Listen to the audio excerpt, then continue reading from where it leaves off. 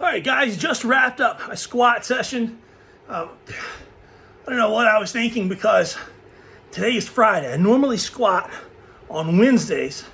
Today is Friday. I took off several days because I was sick this week, and I'm definitely down on energy.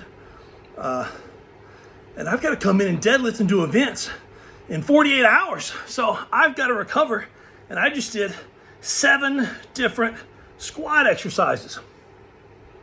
I did have somebody send me a message, not one of my clients.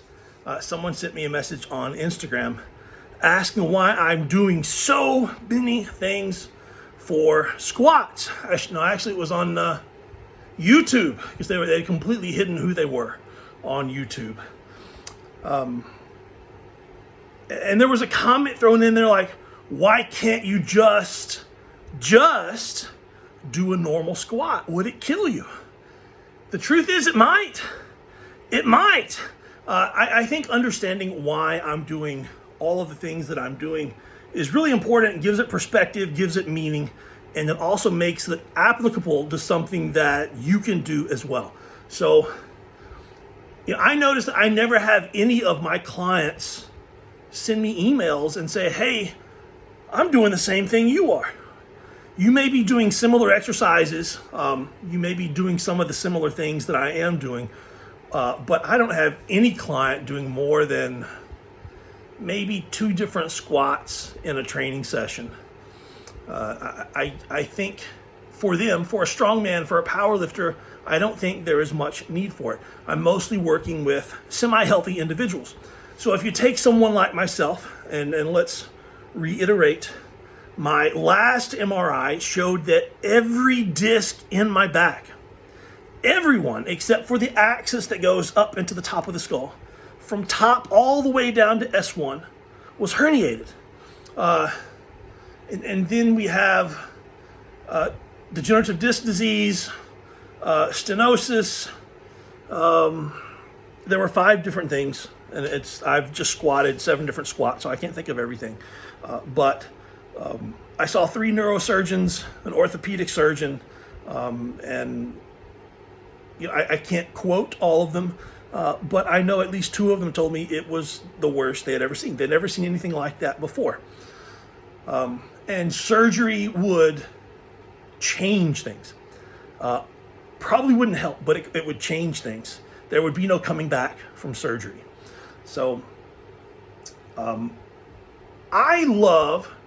my favorite squat is a box squat with the SS yoke bar, a crap ton of bands, and in my briefs, plus my canvas suit with the straps down onto a box.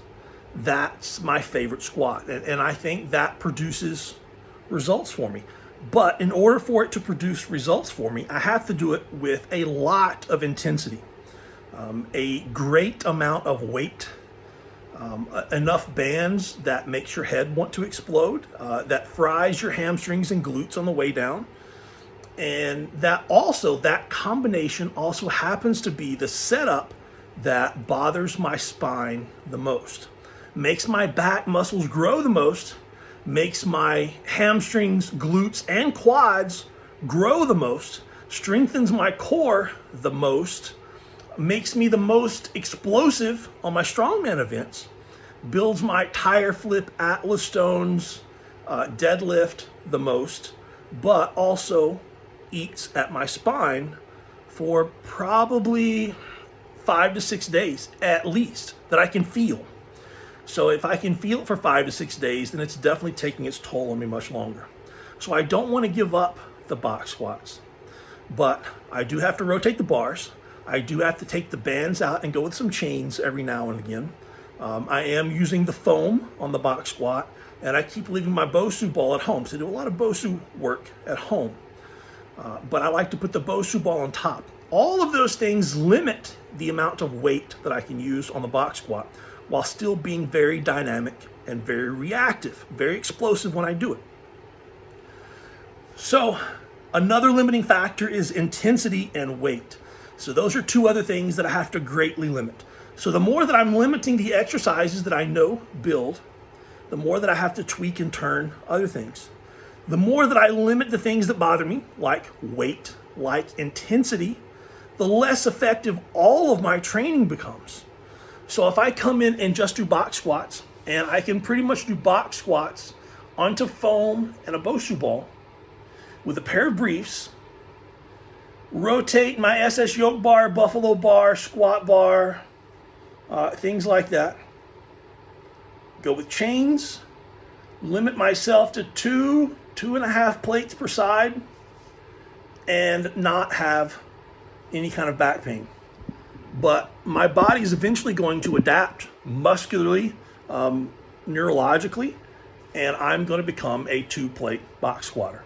That means my body is going to continue to go down to fit that level. Front squat variations that I can do. There are different jumps that I can do. Partial squats that I can do. A lot of explosive lifts that I can do. There are a lot of exercises that I can do. Still, I can't do any of them with a lot of weight or a lot of intensity. If I take any one of those exercises and do a lot of sets, a lot of reps, a lot of volume, then I end up stimulating a certain amount of muscle groups and leaving out the others.